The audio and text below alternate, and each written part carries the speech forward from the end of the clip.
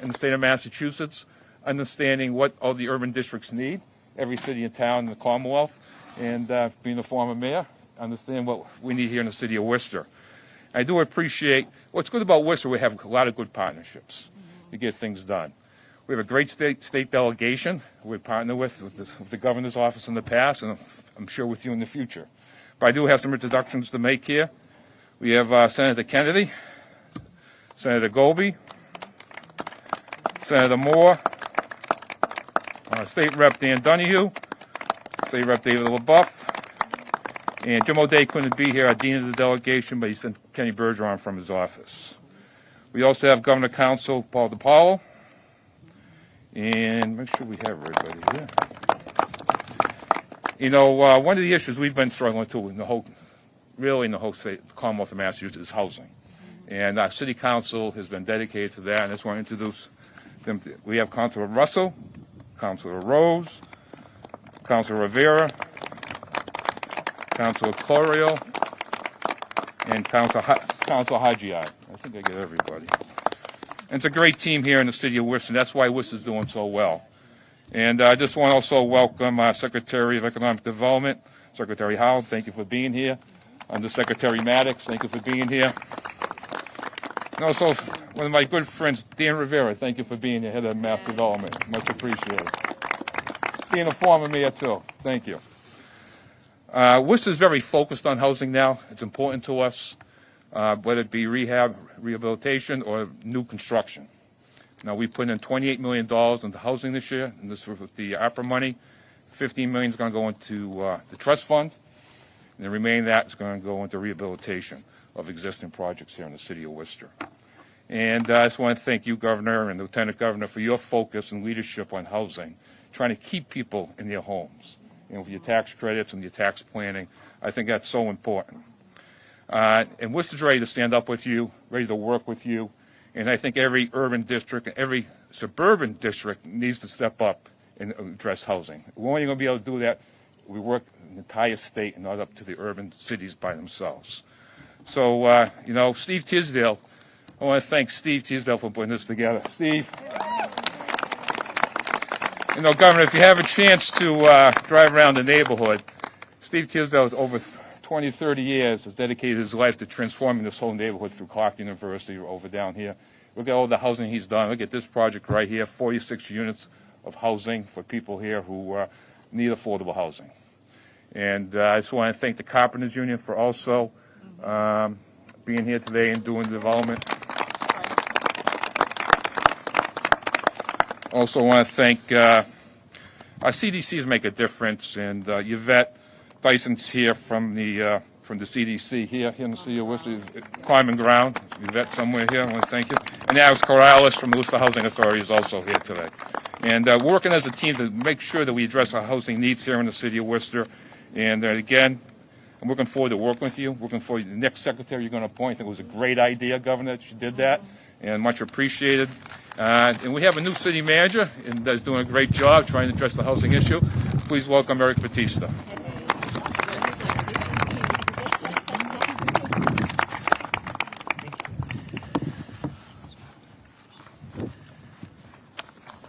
Thank you, Mr. Mayor. I'm going to read my notes here so I can keep it nice and brief. But good afternoon to everyone that's here today. You can clearly see how important this topic is for not only the city of Worcester, but for the Commonwealth. I want to thank the Governor Healey and Lieutenant Governor Driscoll for making housing production in Worcester a priority. I'll say that again, for making housing production in Worcester a priority. We're grateful for your commitment and appreciate opportunities like this to show the responsible work we are doing around affordable housing. I am honored to be a member of the Governor's Housing Working Group, so thank you for that. And I'm energized by the collaboration across the Commonwealth dedicated to housing production and preservation. Today we're here at the site of the Grand Street Commons, and we applaud the Main South City Seed. Thank you, Steve, for their perseverance with this project through the COVID-19 pandemic under his direction.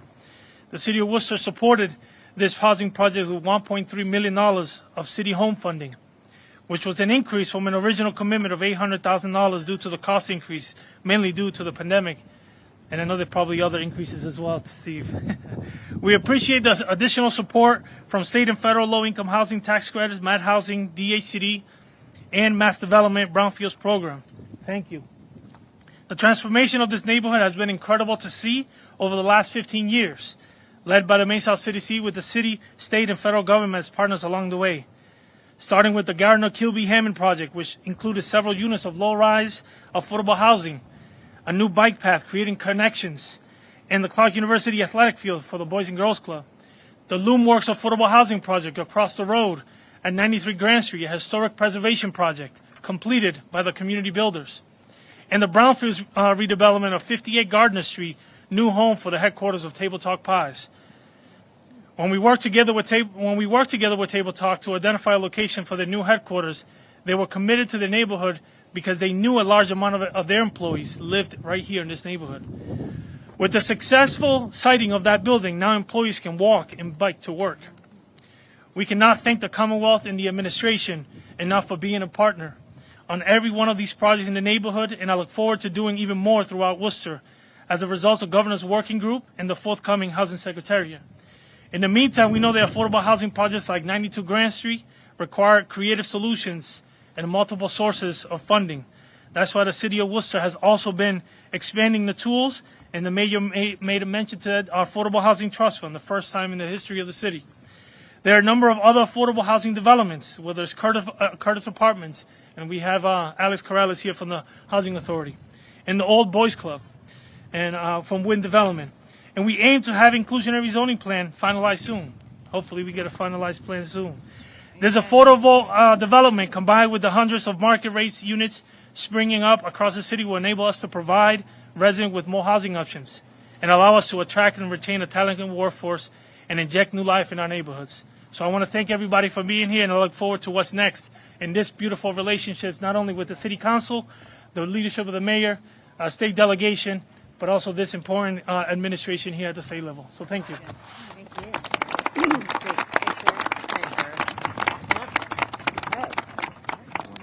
Great, thanks, Eric. Listen, it is great to be here today. The Lieutenant Governor and I and our teams are thrilled to be in Worcester. Always great to be in the heart of the Commonwealth. And one of the things that's really special about Worcester and the greater Worcester community is the teamwork and the collaboration. And there's no better example of that than all the partners who contributed to making this happen. So I just want to acknowledge and thank everyone who worked together. We just had a wonderful tour of Grand Street Commons. These are exciting opportunities, beautiful units, and a really, really important project. And, you know, I want to acknowledge, of course, Mayor Petty and our colleagues in government working so hard day in and day out, members of the legislature, as well as members of the City Council, Governor's Council, and others. This really does require teamwork. Steve, I really appreciated the opportunity to see these beautiful units and the work of Main Street Community Development, all the CDCs, the Housing Authority.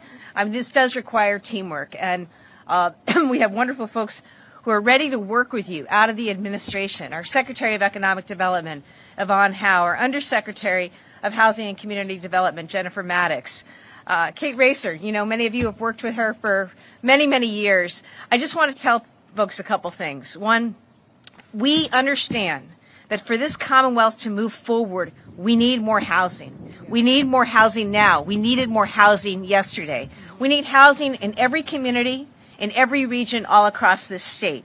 Right now, far too many families are living with housing insecurity. They can't afford rent.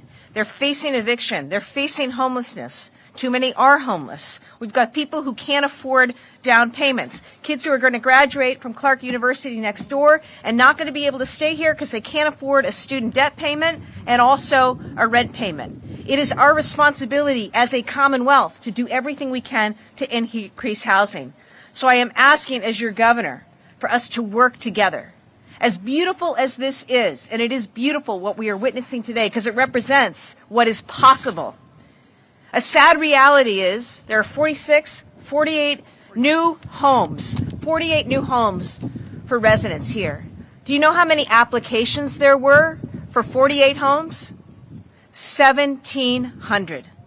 That's what we're talking about. And that's exactly why we've created a Secretariat of Housing, because this state government needs to be in partnership, public-private partnership, public-private local partnership, incenting, supporting developers, incenting homeowners right now who may have units available in a multifamily establishment to make more housing available to our families. It is a matter of affordability, it is a matter of equity, and it is about making Massachusetts as competitive as it can be. I also want to give a nod to the carpenters. This is an example of the work that we can do, unions and also developers working together to create greater health, greater well-being, greater opportunity for residents and communities. So with that, I look forward to the work. I promise you this administration is going to be nimble, we're going to be innovative, we're going to be responsible, and the marching orders are, let's get up and go. We've got to make this happen. We've got to make this happen as quickly as possible and figure out ways to do things differently for the health and the well-being, the sake of our great Commonwealth. And the person who's specifically tasked with making all of this happen is a person who brings in, see, teammates, is a person who knows this area incredibly well. As a former mayor of Salem, as somebody who's worked hard to promote housing and development and economic opportunity within a community, she understands the needs facing communities and then understands the needs to make sure that communities, not just our cities, not just our urban settings, are bearing the responsibility, not the burden, the responsibility of all of this. We're going to work together, and through Lieutenant Governor Driscoll's leadership, I know we will get there as we need to. So with that, I give you our great LG. Thank you, Governor. I hope you can hear the enthusiasm and frankly, the need. It's a responsibility and it's an opportunity. And I'm so thrilled to be here in Worcester today. I actually had a chance to tour this site in the before stages when it was still under construction last year on the campaign trail. And there's a few things that impressed me always about Worcester, and particularly about this site, is the aligned vision. Cities and great cities don't happen by accident. It takes people aligned towards a vision, folks in local government like Mayor Petty, City Manager Batista, city councilors who suffer through public hearing and zoning hearings and trying to get to the right place, a state legislative delegation who is locked in on making sure this city moves forward, and we think a state administration that's committed to being a great partner in that work as we move forward. So it is great to be here at Main Street South CDC. I not only had a chance to tour this facility, walk the neighborhood, understood what housing like this means to the people who are living here, and the 1,700 people who applied and the 48 who will live here. It's bittersweet when you hear numbers like that, and it is not unique to Worcester. Anytime you're doing a lottery for an affordable housing project, our housing officials can tell you it's always lopsided, with 50% of renters across Massachusetts housing insecure, paying more than 30% of their income towards rent. We know we have work to do, and we're committed to rolling up our sleeves and doing it. Certainly as a former mayor, I know how critical these projects are, and I want to thank and congratulate everyone for making it possible. Projects like this, when we're here at the ribbon cutting and experiencing the finished project, it feels great. But like any hard thing, it takes multiple financing options. It takes a lot of people being willing to give a little bit more, whether it's our skilled labor and crafts folks, our city officials, state resources, many places coming together to make these 48 units possible. We know that this housing is going to be a key driver not only here in this neighborhood, but it's an economic driver of growth across the Commonwealth. And our new housing secretariat, in combination with all of us, is going to put us in a position to increase both our focus and our resources on housing production and preservation, with equity being a major driver of that work. We know, I asked Steve, what's the makeup of the housing? And it's a mix. 60% of AMI, 60% of area median income for folks who we don't do this every single day. That's the person who's handing you something over a counter this morning. Maybe a cup of coffee that you bought. Maybe somebody working in your schools who's in the cafeteria, who's a paraprofessional. Those are the folks we need in our community who often are finding it impossible to live. In our gateway cities, our communities that used to be the affordable place to live are no more affordable. Look, it's a good problem to have in some ways. We're a victim of our own success. Worcester's hot. There's investments. There's people who want to come here. How do we make sure we don't lose the character of our communities along the way? We do that by coming together to build housing like this. That's serving the neighborhood. That's ensuring that not only the young adults who might be graduating from high school or from college, but the older adults who want to age in place, who want to stay in their community, that they have a place to do that. And as an administration, I think we know We need to take on housing affordability by preserving existing supply, by ramping up production, by tackling homelessness, by harnessing housing as a tool for economic mobility. And that's why we're really excited about the work that we want to do going forward, the ability to partner with all of you, working closely with local leaders. We know we can overcome those current barriers, but it is going to take all of us, all the folks who show up to rail against housing, all the folks who tell us there's reasons why we can't have change in a good way in our communities. Standing up to that, it's hard at the local level. It really is. And we want to be a strategic ally and a partner in that to bring not only the opportunity to produce more housing, but better understand the resources and the support we can provide, whether that's technical assistance, whether that's land, whether that's tax credits, financial support for infrastructure. We know it's going to take all of us, and we are ready to get to work to deliver to that, not just to Worcester, but to so many communities who we're relying on to house the most important people we rely on in our lives on a daily basis. So thank you for allowing us to be here to help celebrate what we think is a terrific project and to be your partner, not only for South Main Street, but certainly for all of you as we think about the work ahead. Thrilled that we were able to have Steve Teasdale leading this effort throughout this neighborhood, and certainly want to make sure we give you a chance to say a few words at your own project.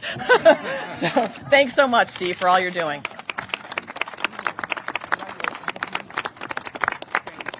Yeah, well, thank you very much indeed. It's certainly not my project. Everybody here today, you know, many of you have had a role in this, and it doesn't happen without a lot of people working together. So the Mayor has taken a lot of the stress out of this situation by me having to try and remember everybody who's here, and he has recognized most of you, so I can relax and not offend anybody. Thank you. Thank you, Joe. I'm delighted to see the Governor and the Lieutenant Governor, the Secretary and the Undersecretary here today. We certainly have an affordable housing crisis in the Commonwealth of Massachusetts. The administration, the new administration, recognizes that. They have a comprehensive paper out as part of their campaign about how they would approach some of the issues that can rectify the immediate challenges that we're facing. And I'm delighted to see that they've come to Main South Worcester neighborhood to make a point of this, because this neighborhood is in desperate need of affordable housing. The Governor's correct. We had 1,700 applications for 48 units of affordable housing here at the moment.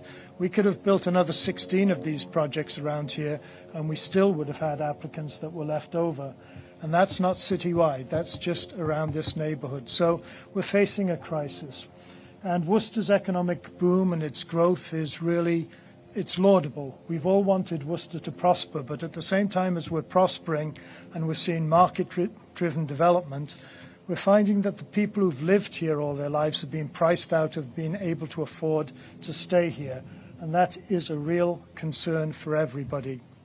So looking forward to the future, we need to be able to bring the resources to the table to allow us to meet this unmet need and to develop more of this. And one of the things that we do have in place is we do have a wonderful delivery system in Massachusetts, of a housing delivery system. And the people who've been involved in this project demonstrate that. I know I'm going to forget somebody, so forgive me. But, you know, we look at the beginning. We received pre-development money from CDAC to initiate this. We received gap financing and pre-development money from Clark University as a neighborhood institution who was concerned about the area. We received brownfield funding from Mass Development. And all of these sites in Worcester have some sort of arsenic contamination problem, and you can't develop them without that sort of funding. So Dan Rivera and Mass Development were critical in that. We've received construction financing from the Life Initiative. $10 million came in to support that. We received, as the city manager mentioned, $1.3 million of home support from the city of Worcester. We've received a commitment of funding from MHP for permanent financing. Clark Ziegler's here. They've been long-term partners with us in all of the work we've done. We move on to the Mass Housing Investment Corporation, the importance of the low-income housing tax credits, both at the federal and state level. And then, you know, we need the state. And so the Affordable Trust Fund, home funds, the Housing Stabilization Fund, the community-based housing, funding to make sure that we have units that are accessible and affordable, because housing accessibility for people who need accessibility is one of the unmet needs in this community. So I'd be amiss if I didn't point out to somebody who the governor had touched on as having worked here for years.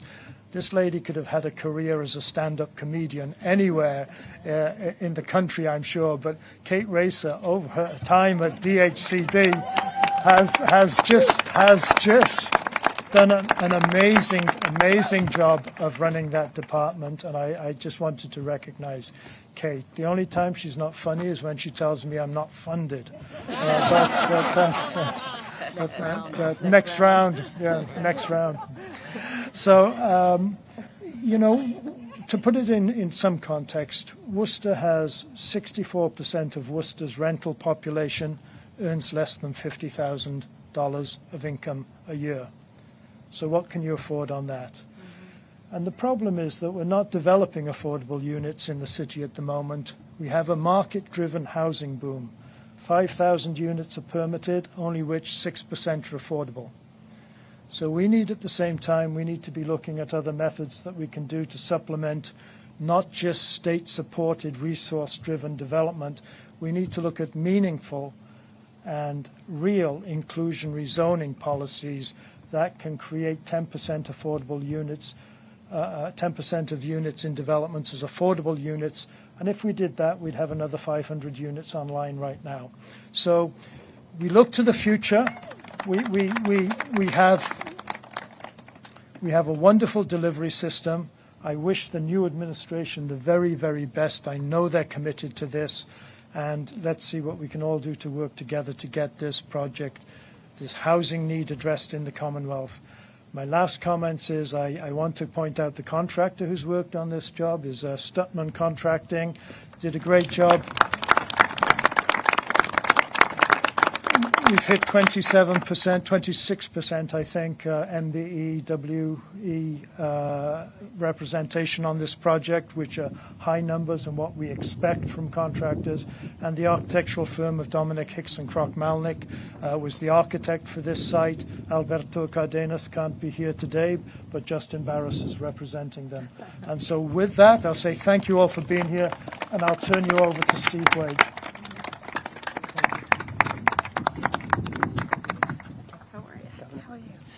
Hi, I'm Steve Wage, and I kind of represent the face of what you're all working for here, and the new program that you're initiating here. About 18 months ago, I found out that I was being evicted, not for cause, because of the hot real estate market, basically, and I spent the next 18 months constantly, daily, calling places, going through the agencies, filling out paperwork, getting the help of so many people, and yet I couldn't find an accessible place because I'm handicapped. So I needed someplace on a first floor or something like that. Yet, through all the help, I finally stumbled on Main South Community Development, and behind me, or behind you, I should say, Governor, is my unit on the corner there. However, representing the face of what people in the Commonwealth are going through, it's a sad thing because I got this unit in a lottery. As you've heard, so many people have no option whatsoever. They have no place to go. They're on long waiting lists for years, and that's not going to change immediately, but all of you are doing so much to help the situation, and thank you so much for all of that. Worcester's known as a city on a hill, or 7 hills, I guess it is. It's we can make it the shining city on 7 hills, maybe, or maybe 12 hills, or 15 hills, or 60 hills. It's hard to count. It's all one big hill, it seems. Right, Mayor? But in any case, the opportunity exists, the tools exist, the will exists, and all of us want to do so much to help. And I'm donating my time and my volunteerism now to help find housing for so many people. But you people are the ones that have the ability, the will, and the power to do it. And thank you so much for what you're doing. Thank you.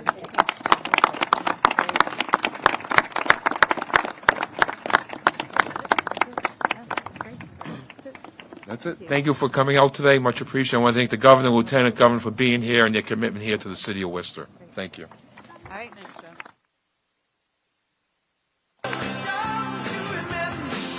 want to do? Scrum? Start the party.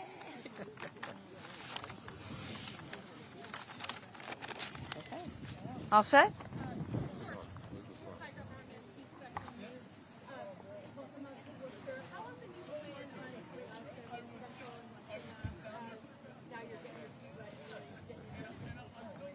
Well, often, and I think as Attorney General, in fact, I was in a building earlier this morning where my old office was, and I love coming to all parts of the state, certainly love coming to Central Mass and to the greater Worcester area.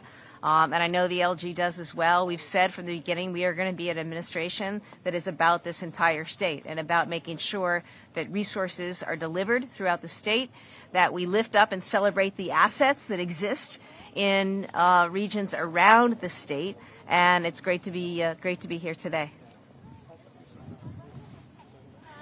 There's been a few proposals in the state for rent control measures. Is that something that you support across the desk? Well, I've said I'll take a look at any legislation. I've also said that we've got a housing crisis, and one of the things that we've decided to focus on as an administration is increased housing production. You just heard the needs, right? 48 slots, 1,700 applications, and that story could be told community after community when it comes to housing needs. And so, simply put, we need more housing, and we need to work with our partners in incenting the development of more housing all around this state. I've said all options remain on the table, and I've also said that I leave it to local communities to determine what's best in terms of how they want to handle rent and the like, and we'll look at any legislation. But I think fundamentally our message here today to folks across the state is this is an amazing state. But we have an incredible issue when it comes to housing. And the way we're going to get through this is by working together to just simply put, produce more units all around the state. Thanks, everybody.